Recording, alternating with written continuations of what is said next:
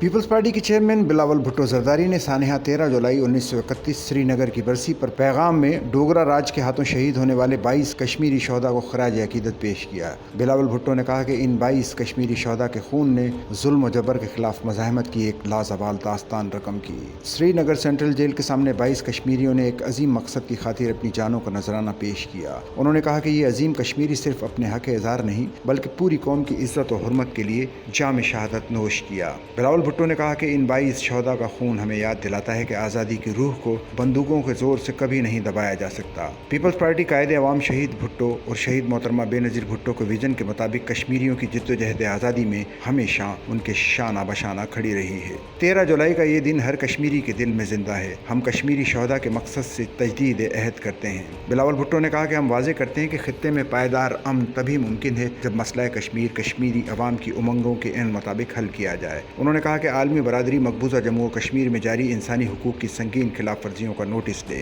عالمی برادری کو کشمیریوں کو انصاف، وقار اور آزادی دلوانے میں اپنا مؤثر کردار ادا کرنا ہوگا۔ سچل نیوز نیٹ ورک کی ویڈیوز میں خوش آمدید۔ ناظرین، ویڈیو سے متعلق اپنی قیمتی رائے کا اظہار کمنٹ باکس میں ضرور کریں اور چینل کو سبسکرائب کریں۔